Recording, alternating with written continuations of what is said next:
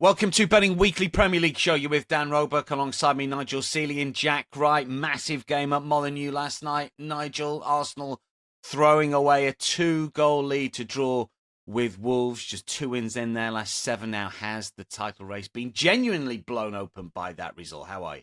I'm not too good actually. I've got a real bad cold. I've got this bug that's going around. I feel awful. But anyway, I'm soldiering on. As bad as Mikel Arteta and Arsenal fans at the minute? Or I probably feel about as bad as them. I mean, there's 2 things you've got to make. They're 2-0 up and they're cruising and they're against the bottom side and they have a meltdown. The nerves are showing. It's clear to see. Everyone's saying they're going to bottle it and they're doing it in front of our eyes at this moment in time. But they're still favourites. They've still got the advantage. It's still in their hands. And they have been there before, and you know it's a question now whether they can see it through. I mean, there'll be a huge debate of people who watch this show saying, "Are Arsenal bottling it, or are they just having a bit of bad luck?" I see the Arsenal fan last night say it's to do with the wind. Well, I mean there is some excuses, but you know it is a. I did think going into the match, so -$5 was very, very short for Arsenal in that match. It didn't surprise me that it was a draw, but it did surprise me the way they threw it away. Against an improving Wolves side as well. Nervy times, and now they've got to North London derby this weekend. But they are still favourites. They are clear at the top of the table, and it's Man City have got to do the chasing down. And so it's not this complete bottle job that we're led to believe this morning. Gunners -175. You bet Rivers, Jack City +150. Look about right to you. What did you make of that collapse of Arsenal last night? Yeah, good day, everybody. It couldn't have got much worse, really, could it, to be fair, from a position of strength. You know, if they'd have come back to get that tie, or it was nip and tuck, and it didn't look like they're home and hosed, and then to concede so late on, all those bad things as far as a poster campaign for a side nervous and under stress and collapsing was there for all to see. And of course, it is now in Manchester City's hands. If they win every single game between now and the end of the season, City will win the title because, of course, City have got to play Arsenal. So, again, it's in Arsenal's hands as well. They win every single game, they win the title. So it's great for the league. Certainly not so great for Arsenal fans. But game on. Let's see how this running unfolds. So, next up for Arsenal, is it a good or bad fixture? It's the North London derby for them, Nigel, here. Arsenal -186 away from home. Tottenham +525 and the tie +310. It was almost each of 2 when they met in September of last season. This might be the shortest price that Arsenal have been to beat Spurs away from home, and they've got a good record against Tottenham. Is this a good one to bounce back in? Obviously, you're not going to bet them at that sort of money, but the Asian line is +1 at -110. What are your betting thoughts here? What do you fancy? North London derby, Sunday, 11:30 Eastern. Well, if you said this match before, the FA Cup break, you would say this was a guaranteed 3 points for Arsenal. Now Tottenham have a new manager in charge who starts off very, very well in his jobs that he does. Wherever he's gone, he's always started off very well, and they're on back of 2 terrible performances. It's clearly second best against Brentford, threw away that 2-0 lead against Wolves, and now they've got their arch rival. So it's 2 ways of looking at it. Is it a perfect opportunity to play Arsenal, or is this the kind of perfect opposition for Arsenal when Arsenal come bouncing back? I've got no idea really which way I can do it. I mean, Tottenham can't play as bad as they did against Newcastle. That performance against Newcastle was absolutely awful, and Thomas Frank deserved a sack on that performance alone. Arsenal can't play as bad as they are. The one thing that I do worry about Arsenal, 2 things I worry about Arsenal. Firstly is the defence that has been so strong, solid, is creaking. And that is a problem for Arsenal. If that defence gives away cheap goals like they did last night, then that is a problem for them. There's a miscommunication there for that goal between the Gabriel and Raya have been sensational this season. That is a positive for Tottenham. Positive for Arsenal is the fact that Tottenham has so many injuries. So virtually all their defenders are out for this match. Obviously, their captain's coming back for suspension, but this is they're gettable. Both of these sides defensively are gettable. But on the flip side to that, just have a read of some of these statistics from Gyökeres. This is a striker that is going to be the main striker for the Premier League champions. No shots on target in 15 of 25 Premier League matches this season. 1 goal in open play in 13 away matches this season, and 1 goal against top 10 opposition this season, which was a penalty against Everton. Now that underlines the problem that Arsenal have. If they had Haaland in their side, I think they would get out of problems and win games. Isak, I know he's injured, but I think a peak Isak would have got them out of this position. They're struggling for goal. They're struggling from attacking centre point of view, and they need other people to contribute to goals, and they're giving goals away. So I think despite those stats for Gyökeres, there's goals elsewhere. Saka, Madueke, Eze obviously scored a hat-trick in the reverse fixture. There's goals from all over the pitch from Arsenal, from the defensive set, from the centre half, from set pieces as well. And my angle of attack here is goals. I just don't think we can read the match. Arsenal minus 186, I couldn't bet. Tottenham plus 525 does look a bit attractive at this moment in time. But I think Arsenal have to win every single match now. And it's going to allow them to be a little bit more open at the back because draws aren't good now. They have to win every single game. If you look at the history of this match, 10 of the last 13 between these two sides has produced over 2.5 goals. 9 of those 13 have seen both teams to score. Yes, Arsenal giving away goals. Tottenham are good for a goal in pretty much every match they play. Solanke back in form. Defensively, absolute shambles with all the players they have missing. It's goals for me. So my first bet and the biggest match of the season, match of the weekend, is over 2.5 goals, minus 129. It's a 1 unit play, straight in official play.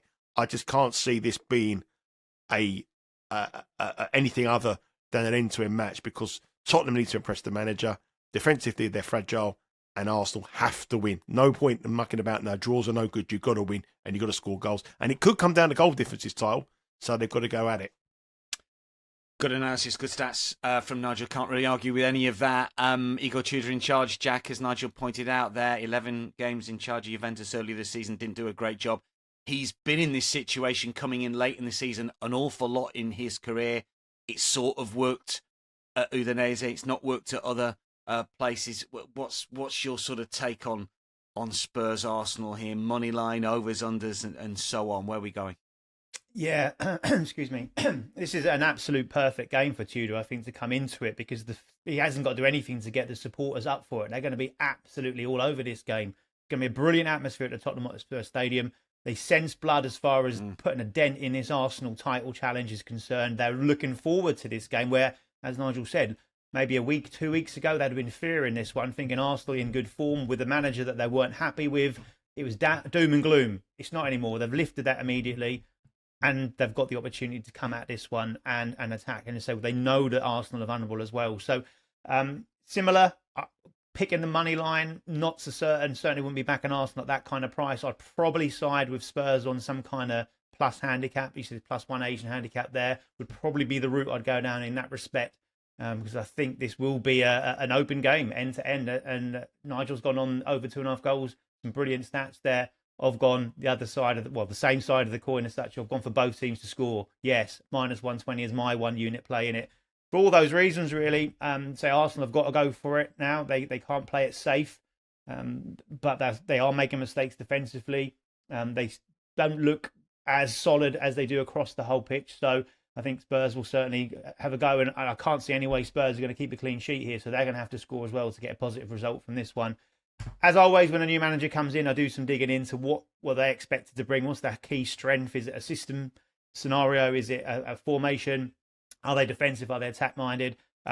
Tudor will play front foot football. He'll also play a high line, which has its risk and reward. We know we've seen that before with Tottenham under Ange Postecoglou.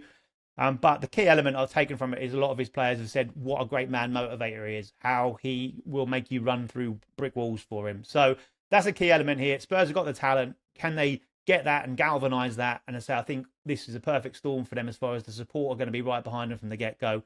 So I expect an exciting, entertaining, high-scoring game, and therefore I'm happy to go on both teams to score at minus 120. Both teams to score for Jack minus 120. Over 2.5 goals minus 129 for Nigel. Both official plays this week in the North London derby. Nigel, very quickly, would you tempted to sort of go over 3, the Asian line at plus 135, over 3.5 at 2-1, or you're just keeping it, over 2.5, and that'd be your plays? Would be tempted come Sunday afternoon to go a little bit high with those goals? I think I would. Yeah, I think I would go over 3.5, over 3. I'm gonna ladder it up. I'm very surprised that the 2.5 goal line is the price it is, given the game state. I suppose they think that a new manager. I mean, might Arsenal come are in a bit of an unders team, aren't they? I think that's maybe what they're. Yeah, but this fixture's different, isn't it? This fixture's different from the normal fixtures. I mean, you only saw the reverse fixture at 4-1. Eze having a field day in that match, and I just think it's the new manager syndrome. I think people look at Tudor and think he's going to shore it up, but the problem is Tottenham don't have any fit defenders. You know, it's not like he's got a full squad to choose from and change tactically. He's got 13 players out, and they're good. They're virtually a whole 11 is out. So defensively, Tottenham are going to give up a goal. You know that, and they're good for a goal. So yeah, it wouldn't surprise me to see over 3.5, over 4.5. I think it could be a very high scoring game. So can City smell blood? That is the question here. They play the night before, Saturday 3 p.m. Eastern, -230, short price favourites. Newcastle plus 525, the tie plus 410. Is this the gimme, Jack, that the odds suggest? Newcastle coming back from Qarabag, of course. City didn't play in midweek. Is this going to be easy for Pep's team? I'd be surprised if it's easy, but Man City are in good form, and they're also a hell of a force at home. They are effectively untouchable on home soil. And let's not forget, 2 brilliant results for Newcastle on the road and overseas, of course. Villa in the FA Cup was a big win for them. And going to Qarabag, and what a performance that was, where everyone was expecting to be a little bit of a tricky one, and they've actually blown them away early doors, which did give Eddie Howe the chance to rotate a few players. But the area that he can't really rotate much with is defensively. And that's the area I'm looking to attack here. And I think City have the firepower to really cause Newcastle problems. And let's make no bones about it. It's the furthest trip you can get in a European tie. Newcastle have had to undertake that on a Wednesday and then come back ready for a Saturday fixture, albeit it's been pushed back to a late in the UK, 8 o'clock local time, as opposed to the lunchtime kickoff, which was planned for originally. But that's not going to make too much of a difference to it. I say City's kind of tweaked their formation a little bit. It's certainly worked well. And as you mentioned there, -250 for the win. I can't really be siding with that as such, but I've gone and I couldn't resist a nibble. So I've got a half a unit on this one. For Manchester City to win in at half time and at full time, and that's plus money. That's plus 108. And there's reasons behind that, both from this season, but also historically in this game. Newcastle do not have a good record against Manchester City in any way, shape or form. And I do expect City to come flying out the traps there. It's quite rare for them to have a free week ahead of a big game like this when their opponents have had a European night in the middle of it as well. So just to put this into context, bet has landed City to win at half-time and at full-time in 8 of their 13 home games this season. And there's only 2 of their 10 home wins where they haven't been winning at half-time. So they generally come out, get in front, and then keep in front. That's how it's gone. And for Newcastle, have lost 6 of the last 10 league road games as well. And 4 of those have come half-time, full-time as well. And the key element historically, and I think sometimes, you can take it with a little bit of pinch of salt, to be fair, the historical, but there is that element of a lot of the management and the players are going to have this kind of mental barrier to a certain degree. City have been winning at half-time and full-time in their last 8 home games versus Newcastle. And the last time that wasn't the case was in 2018 when that was 1-1 at half-time, although City then went on to win it. And then you go back beyond that, it goes on for a long, long run. So at plus money, I couldn't resist having a little play on this because I think Newcastle will be tired from it and City can take advantage in their current form. So plus 108, half-time, full-time City. That's the thing, isn't it, Nigel? That's the thing, isn't it, Nigel? It's just the fact that long journey. I mean, the flip side of it is that they are through to the round of 16. I mean, that's the thing. They're going to be on the up. If it was in the balance, it might be different. And you travel enough. If things are going well for you, you sort of don't mind enough. But it's still 5,000-mile round trip. It's not easy, is it? No, it's not easy, and I think that's an important factor. But there is kind of a thought process in my mind that Eddie Howe might have sacked off the Premier League this season. He can't get into Europe through the. I don't think he can get into Europe from the league position. He's in the FA Cup, where ironically they play Man City again in the FA Cup. It's incredible that Newcastle could play Man City 7 times this season. They met twice in the league. They met twice in the Carabao Cup. They meet in the FA Cup, and they could be drawn to play each other in the knockout stages of the Champions League. I mean, 7 times this season. 3 times already they've played. They beat them in the reverse fixture, Newcastle in the Premier League, and obviously Man City did a number of them. But I forgive them that little bit, that game, because Newcastle were jaded. Obviously, they're out their main man as well, which is a big threat for them, obviously, for Newcastle as well. So they're not having their captain there, Bruno, there. I think Man City will win here, but I think that there'll be goals on the cards. If you look at this fixture, it's a fixture that usually produces goals. The last 7 Newcastle matches have been both teams to score yes. And you look at the places that Newcastle have been to in recent weeks and scored. They've been to Paris Saint-Germain, scored, Liverpool scored, Man City scored, Tottenham scored, Villa scored.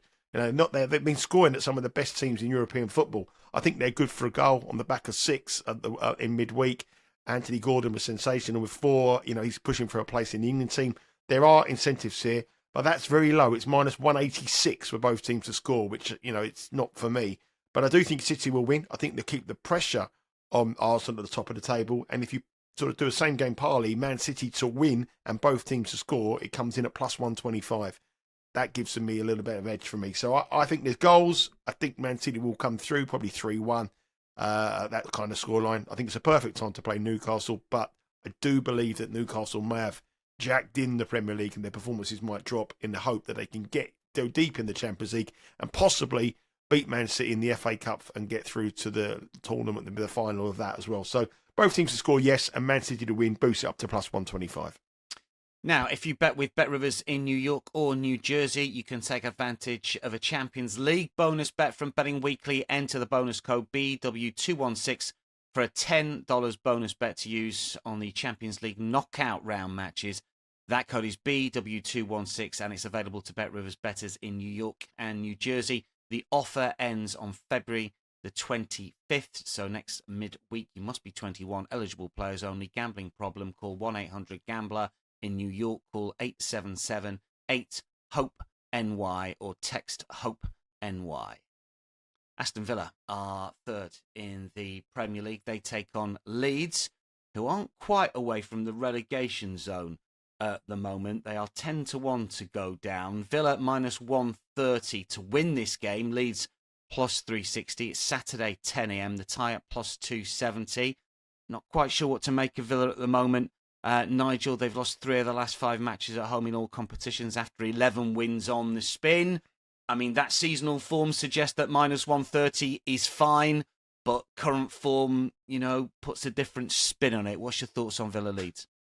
Well, I think it's to do with the fact that some of their key players aren't playing. I mean, sometimes you look at players who are injured and you don't expect them to have a big performance on the results. But Majin, since he's been injured, the captain, they haven't been anywhere near their best. Tillemans is obviously a doubt. Matty Cash is out as well. They're big players for Aston Villa and a relatively small squad. Tammy Abraham's come in, but he hasn't taken to the job as well as you would have hoped for. The match when they played Brentford, that was the disappointing one for me. Couldn't put Brentford away. Got beat by Everton. And when teams come to Villa and try to defend and hit them on the counter-attack, the low block, they find it very hard to break them down. That's what Brentford did. That's what Everton did. The performance against Newcastle was shocking, but you forgive them that because it's the FA Cup and they're going for a Champions League spot. So I think Aston Villa fans will probably turn around and say, well, we want Champions League football. We don't mind that. But here, I think that Leeds come here with a fighter's chance. I think plus 360 is quite a big price. I'm leaning towards Leeds more than Villa here at these prices here. They have a poor record this season in the Premier League. Leeds, it's not that great at all. But they've come on the back of a long match against Birmingham, went all the way to penalties, which was a big one. Then the FA Cup now is something that they really want to earmark, especially with Farker going back to Norwich for that game. Last 3 matches for Leeds, both teams have scored. Villa away, road matches. Villa's XG in their last 3 matches combined is 2.08, which is awful. 9 of the last 10 road matches for Leeds have seen both teams to score, including 2 goals at Chelsea. And I think there's goals here. So I'm leaning towards both teams to score yes at minus 139. Villa chasing to the top 4. Leeds trying to get away from the relegation zone as West Ham on a bit of a run, trying to keep, you would have thought they should be okay by now, but it's not happening because West Ham have a revival. And I think there's goals. I think both teams will go at it. Minus 139, both teams to score yes.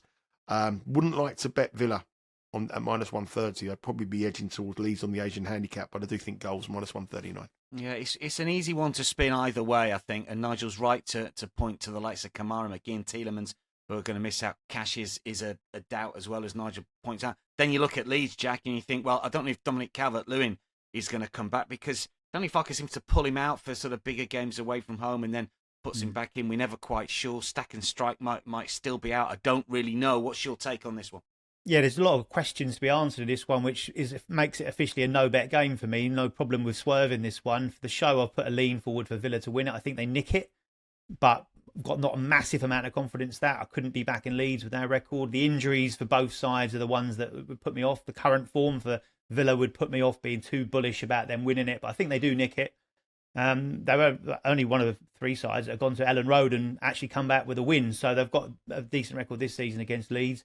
On that respect, they're also in that real great chance of securing that top 4 spot, or top 5 as it probably will be. There's a bit of a buffer, but these are the sort of games they have to go and win. I think they will do it, but it will be tight.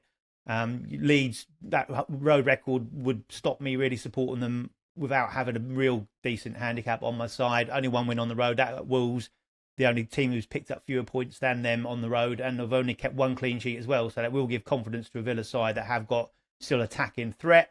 And that 2-2 at Chelsea did owe pretty much to Chelsea throwing it in their own net, didn't it? Really, a penalty and a complete debacle at the back. So a couple of stats that stand out for people that are interested in this kind of thing. Villa 8 from 8 this season against sides that are currently sitting 14th place or lower, 100% record there. And Villa have never lost the league game against a promoted side under Unai Emery, won 14 and tied 4. So all that would point towards it. I'd think a narrow Villa win, probably unconvincing, but still get the job done.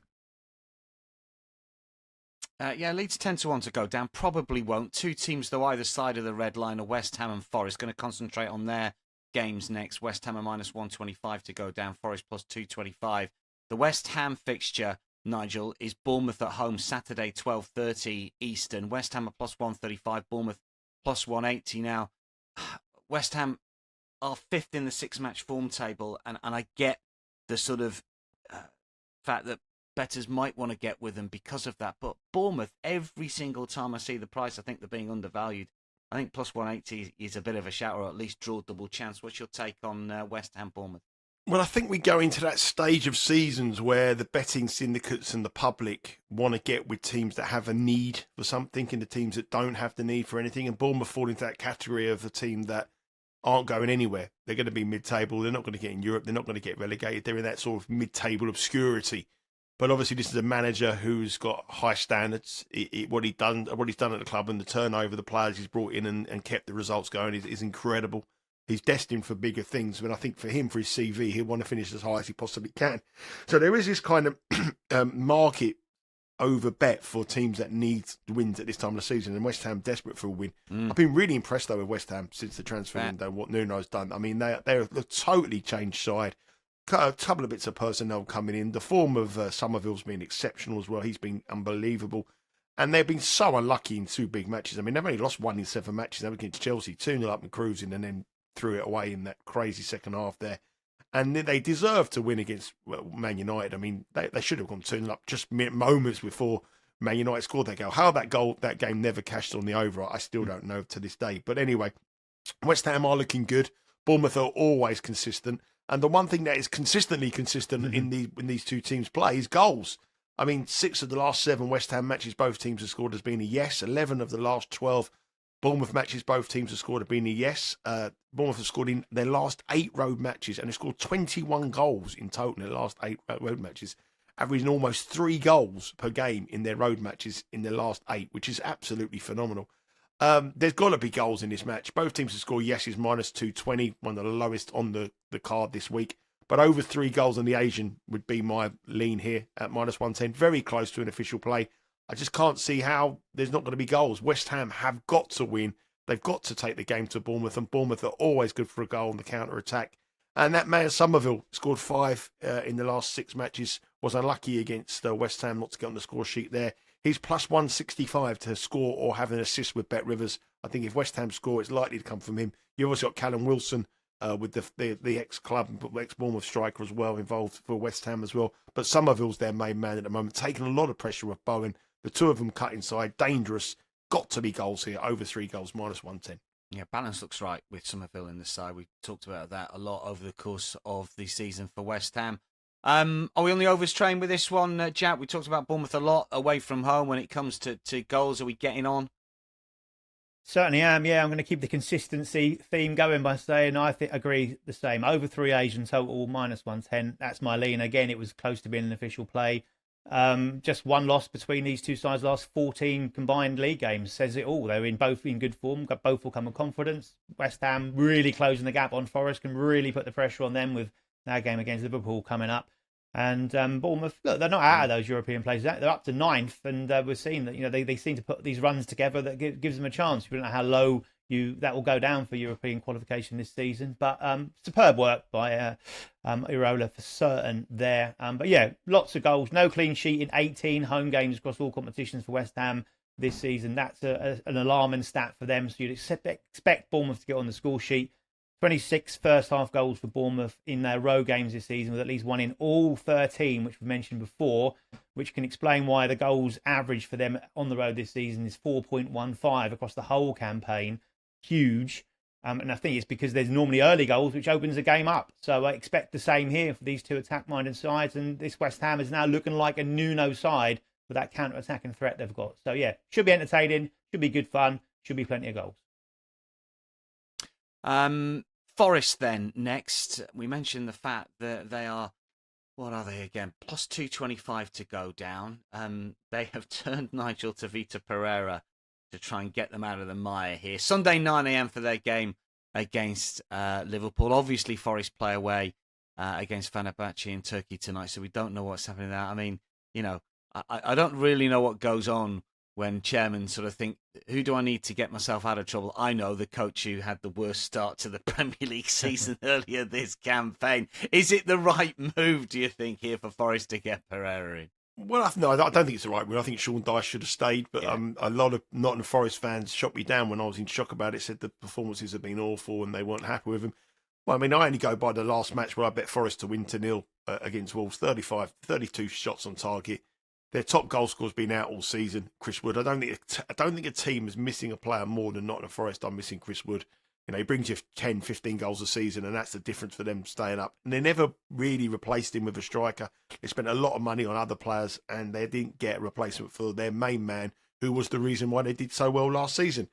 So I don't know the reason why he's got the job is because he's worked with him in the past, and he probably knows what a lunatic he is and can handle him. And that's probably why he's there. And he's probably a yes man, just do what he says.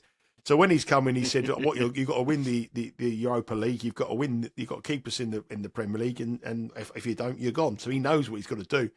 I think the difficult one here for Forest bettors. I mean, they need to win, but I got a feeling that the Europa League match tonight is going to have a big implication on this match, because it's not like this is a fanatical, crazy owner, Greek owner, and his club play a Turkish side in the Europa League. And I can't imagine them going not full out to beat the Turks in Turkey, Fenerbahce this evening. So, and if he doesn't win that, I think he might be sacked before the game, Pereira, and that's the kind of bloke he is.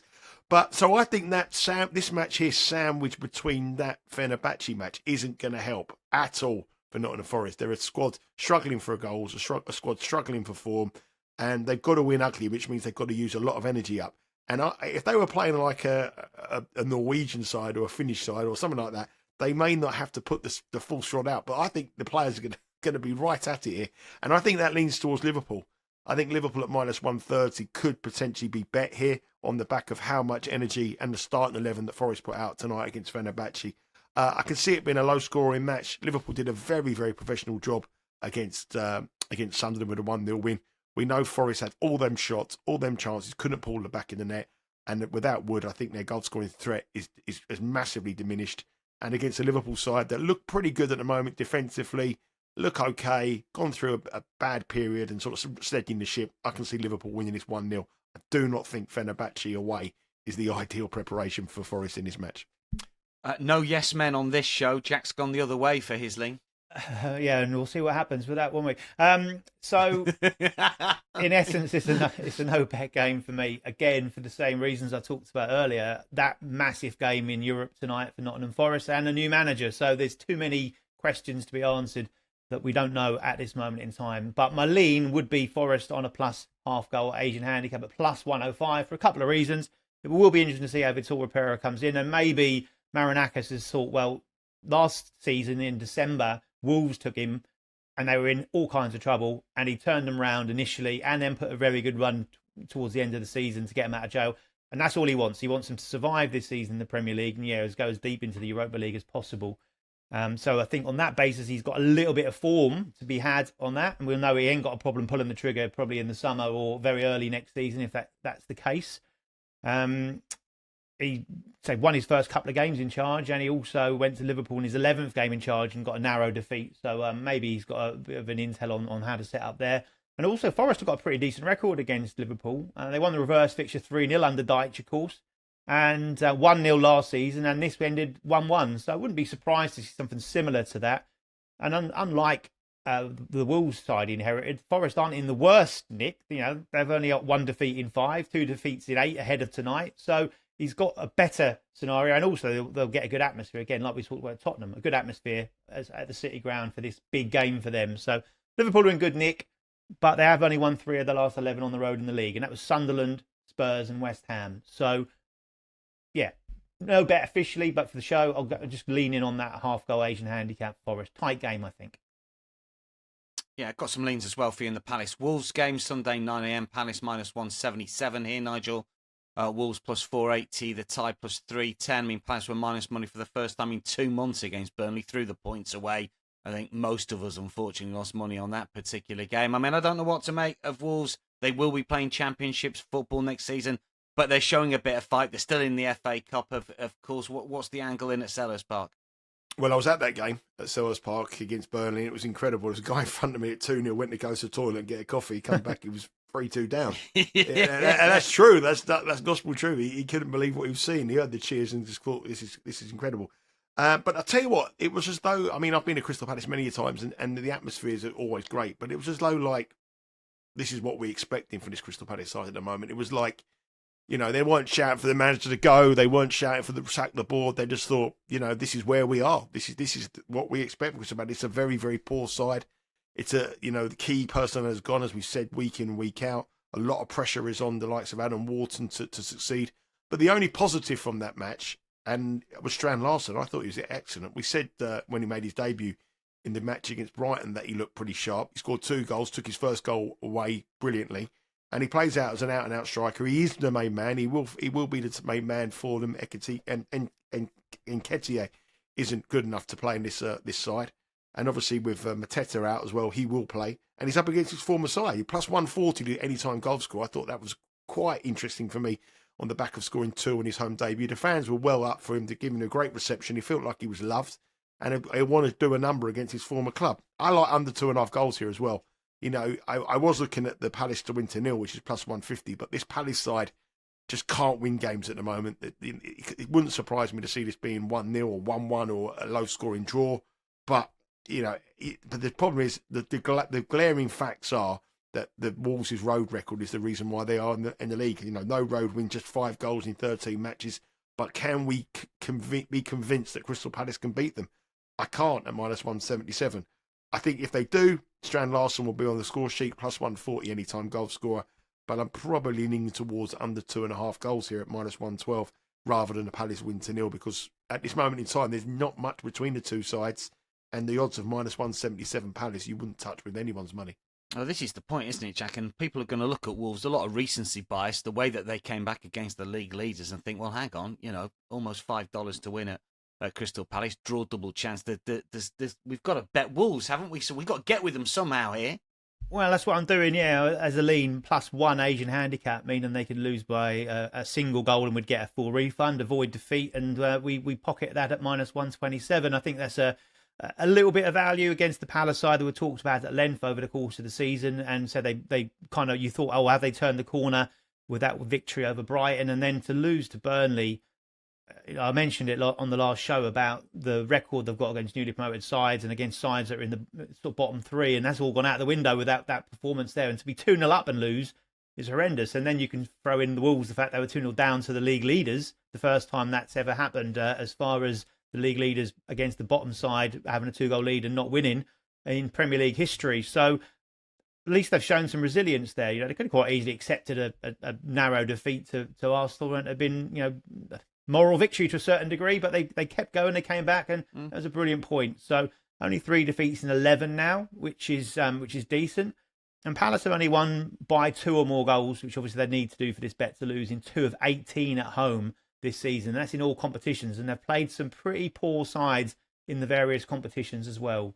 And they, of course, have a trip to Bosnia ahead of this one as well. So a side that have been struggling for fitness and fatigue against the Wolves side that are going down fighting, certainly. They'll give some confidence. And they've got some talent in that side, Wolves, haven't they? Showing that they can score goals. So +1 Asian handicap for me as a lean at -127. Let's get a couple of quick leans for you in the Brentford-Brighton game. Jack, you can go first. Saturday, 10 a.m. for this one. Brighton are minus money. I think it's the shortest price they've ever been to beat Brighton in the Premier League. Can they justify the price? Again, a tough one. I've gone with them to win at -105. I'd say probably the price is about right. Maybe a little bit of juice in it, given if you can take the names out and look at the stats. 7th place in the league now. Superb from Keith Andrews. 6th best home record. That's 1 point more than Liverpool. They've scored 3 more goals than Liverpool, and they've conceded 1 less than Liverpool. And if Liverpool were playing Brighton here on the similar form, with Brighton tanking at the moment, then we know they'd be a massive favourite, and probably rightly so. But look, they've navigated a really tricky FA Cup tie. They're 4 points off the top 5. It's been a sensational season. They're top of the 10-game form table as well, 20 points. Brighton are 16th in that same metric. So it's the same position they hold in the away league table as well. They're very poor on the road. And so Brentford, we know, are generally strong. So I'll side with them. Hurts to lose now, the odds-on favourite to be the next manager sacked. The pressure's on. He'll need to get a positive result here, I think. But yeah, two wins in 13 league road trips. And they were beaten 3-0, and they're easily beaten in the FA Cup. I'm going to side with Brentford here. All the numbers, all the stats, wherever you look, Nigel, as Jack has just rattled off there, would suggest that Brentford are a value player at just shy of evens. But then we get this X factor of Tony Bloom, who's not allowed in the director's box. We don't think he'll be with the away fans once again. What's your take?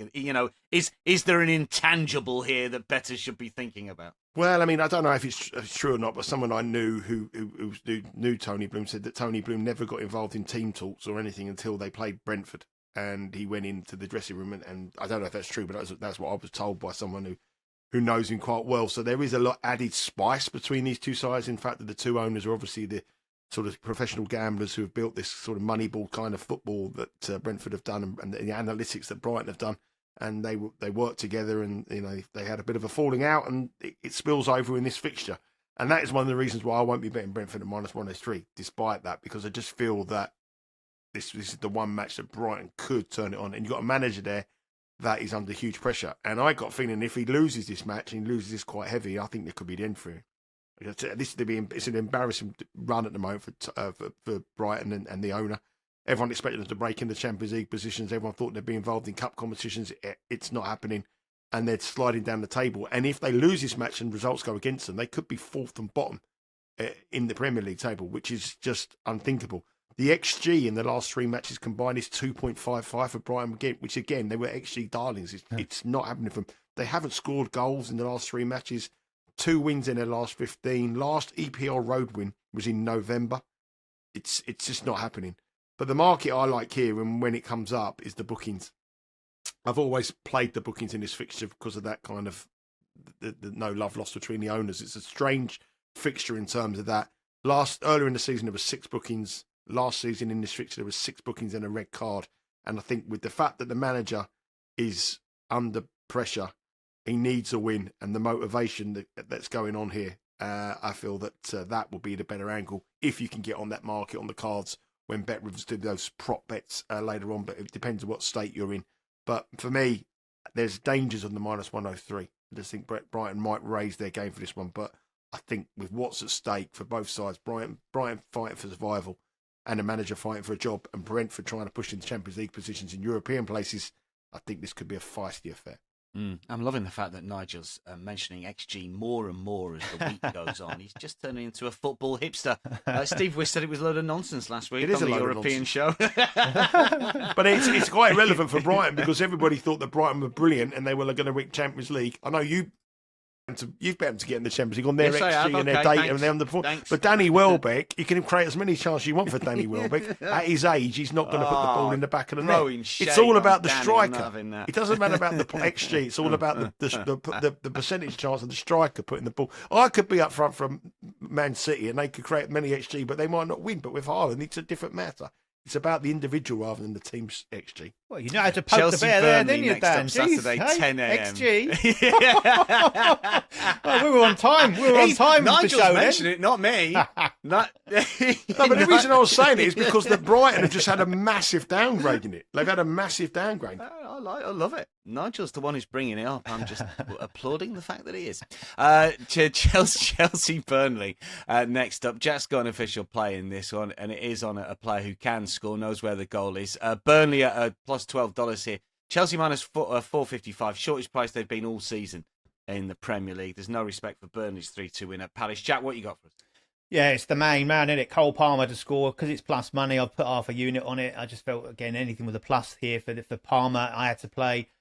So that's the way I've gone with it. And Chelsea have continued to be pretty impressive under Rosenia. A tough game in the FA Cup, and they absolutely breezed past it. 4-0 at Hull, really good. 5 games unbeaten in the league, 4 wins and a tie with Leeds in there, which we already talked about that they effectively gave that one away with their own defending. Look, Burnley ended that winless run, but they're still a very poor side. And then followed that up by getting dumped out of the FA Cup by a third-tier English side in the FA Cup. And it was, back to square one for them. They haven't kept a clean sheet in their last 23 top-flight away games. Both teams to score was appealing, but Palmer at plus 100, for me, is just too good to pass up, given this Burnley record. Their away league games are averaging 3.69. Chelsea are scoring goals for fun as well. They've conceded the most goals of Burnley, 51. They've also got the worst expected goals, there it is again, conceded in the league. So it all backs that up as well. And Palmer, obviously, is the main man for Chelsea. 4 goals in his last 2, despite his minutes being managed. But he got the whole game off, so we expect him to start in this one and go deep into the game if needed.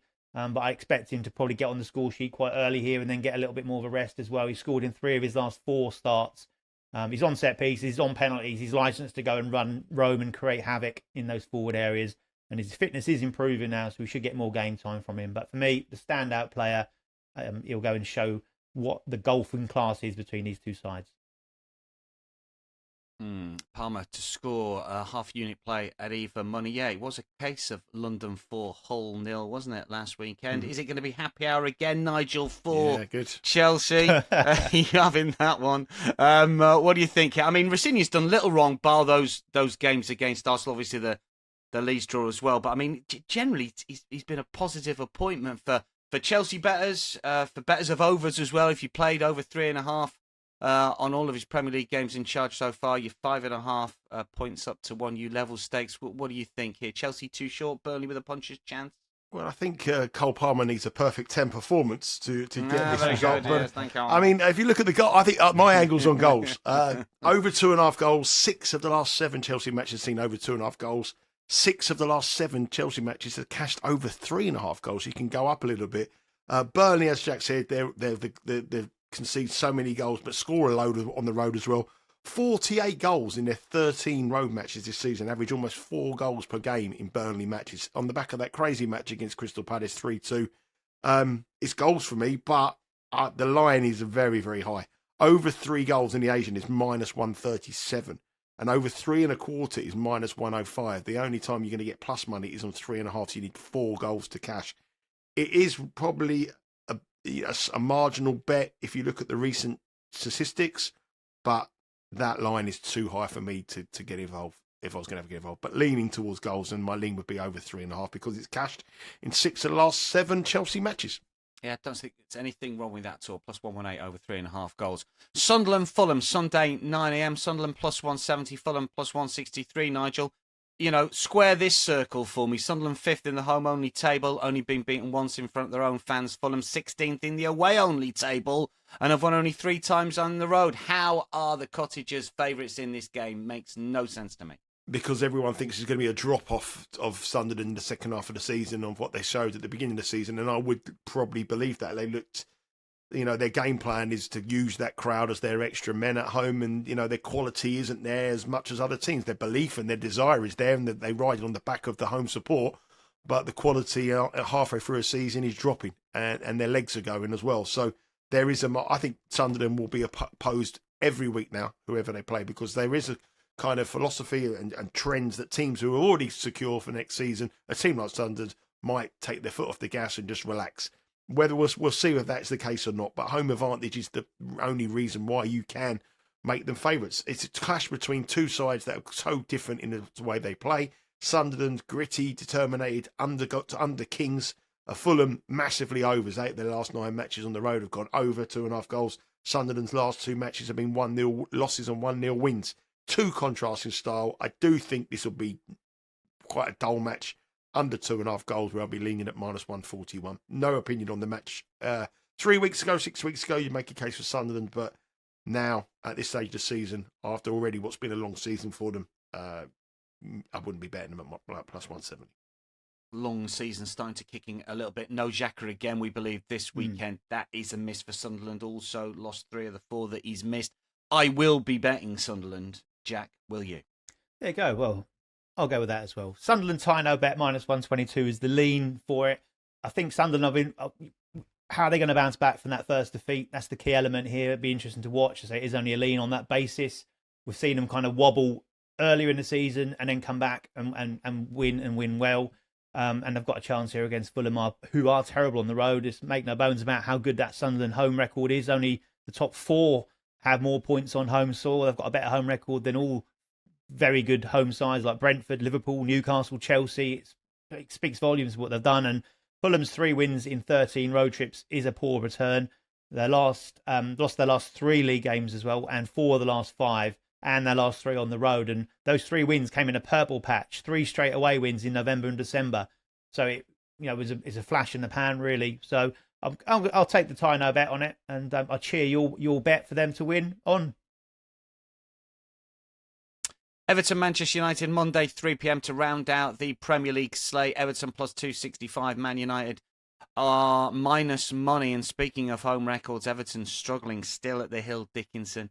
Haven't won any of the last 6 at home, but maybe a little bit unlucky against Bournemouth. I don't know. Jack, what do you think for Everton, Man United, Monday night UK, 3 p.m. Eastern States? Yeah, I think it should be an entertaining game. I was looking at goals in it. There's lots of first-half goal stats to suggest that this should open up early. First-half goal in 12 of 13, Everton at home in the league, all the last 11. 10 of 13, Manchester United on the road as well. So once there's an early goal, it does open it up. And you look at Manchester United's record as far as both teams to score. 12 of their 13 road trips have seen both teams to score. Everton's is fairly strong as well, 7 of 13. So you're looking at a 73% mix combined for respective home and away form, over 2.5 in a combined 62%. So it does add up towards goals in it. And say Everton have struggled. Do I fancy back of Man United? We're back to that thorny conundrum. Are we going to go and side with Man United on the road with that confidence at minus money? I wouldn't, but like I said, I wouldn't be surprised to see them get a positive result in this one. But I've gone down my tried and tested here. He flopped for me last time out, but Bruno Fernandes to score assist. He came close on 2 occasions, one cleared off the line and also a near miss in that last moment from Xerxes. But he's plus 118 to score or assist. 6 goals, 5 assists versus Everton in 12 Premier League appearances, at least 1 in 4 of the last 5 as well. And I say he's got a brilliant record this season, 6 goals and 12 assists this season. So at plus money against in a game where I expect goals, yeah, that's my lean and a strong one. Last word on the week, Nigel, from your good self. I mean, this is the thing, and Jack's just mentioned it. It's how much more data do we need from United to think, yeah, do you know, we can bet them now at these sort of prices? Because it was always that, I'm not going to back them at minus money. But, 4 wins the last 5, 2 of the wins against City and Arsenal. I mean, are they bettable now at this sort of price, do you think? Well, I'm going to bet them. I'm going to bet them at -109. I think they'll win this match. I think Everton is a great time to play them. Again, they fall into that kind of mid-table category of teams that, what they got left to play for. Man United are pushing for Champions League spots. Everton's form is awful at home. No wins in 6. You said, Jack, Dan, the last time they won was on December the 6th. I think it was at home. No wins this year. Conceding goals, unlike Moyes, them scoring goals as well.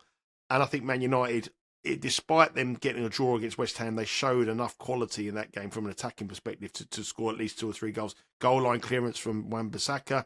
Šeško's goal was outstanding. Great for him, for his confidence. I think they've got goals wherever they go.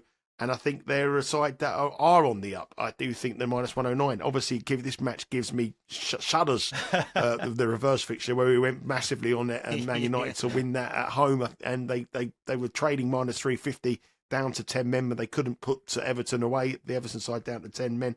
Moyes against his former club, you would expect him to have a good go at this, but I think I remember rightly that he's got a pretty bad record. I know that win was the last one, but he should never have won that again if they played again. And I think this is a very different Man United side now against an Everton side struggling at home. And on the Monday night football, I think Man United win. One thing I will pick up with you, Dan, is why on earth did you put that one last ahead of Palace v Wolves, ahead of Sunderland v Fulham? Why did you put Everton v Man United at the end of it? Team chasing for the Champions League. Moyes, former manager, one of our official plays. That should have been at way top of the order. I always put the Monday night game last, unless otherwise directed by the powers that be. My phone's been on all morning. I didn't get the call. The Monday night game, just looked at it. I've only looked at the running order.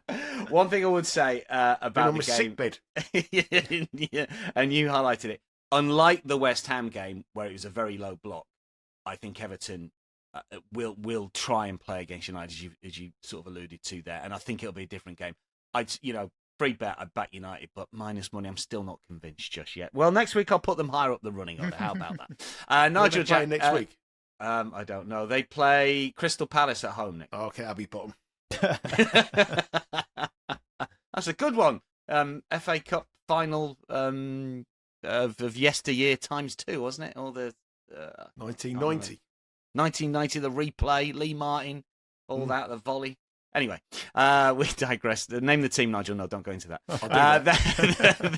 That is your lot for this week. It's a wrap for Betting Weekly Premier League show, Matchday 27.